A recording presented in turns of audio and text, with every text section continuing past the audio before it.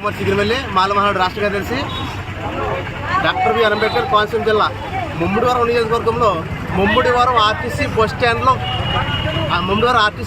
లోపలికి బస్సులు రావట్లేదు గత 5 సంవత్సరాల నుంచి.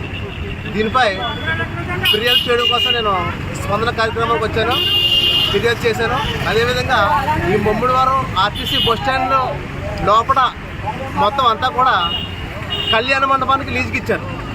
ఈ 5 సంవత్సరాల నుంచి బస్సులు తిరగకపోవడం, ఈ బస్ స్టాండ్ లోపల ఈ కళ్యాణ మండపం అనేది కట్టడం అనేది చాలా దారుణం. ఎందుకంటే బస్సులు రాకపోవడం వల్ల ప్రజలు చాలా ఇబ్బంది పడుతున్నారు.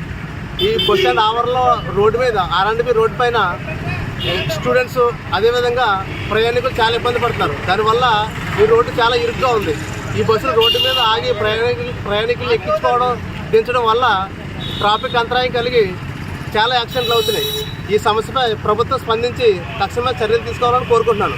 అదేవిధంగా ఈ బస్ స్టాండ్ లోపల కళ్యాణ మండపం నిర్మాణానికి 15 సంవత్సరాలు లీజుకి ఇచ్చారని నాకు ఆర్టీఐ ద్వారా తెలిసింది. నాకు ఈ 15 సంవత్సరాలు ఈ కట్టడం 15 సంవత్సరాలు లీజుకి ఇచ్చారు కదా, ఈ 15 సంవత్సరాల తర్వాత ఈ కట్టడాన్ని కూల్చేస్తారా, ఎంతో ఖరీదు పెట్టి కట్టిన కట్టడాన్ని కూల్చేస్తారా, లేకపోతే 15 సంవత్సరాల తర్వాత మళ్ళీ కంటిన్యూ చేస్తారా? మళ్ళీ త్వరలో బస్ స్టాండ్ ఓపెన్ చేయాలి ఖచ్చితంగా.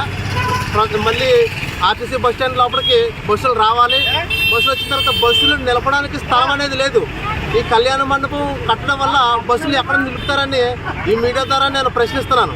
అదేవిధంగా ఇప్పుడు ఆ కళ్యాణ మండపాన్ని ఖచ్చితంగా ఈ నిర్మాణం ఆపాలి. ఈ నిర్మాణం ఆపితే బస్సులు నిలబడడానికి స్థలం ఉంటుంది, లేకపోతే బస్సులు నిలబడడానికి స్థలం ఉండదు.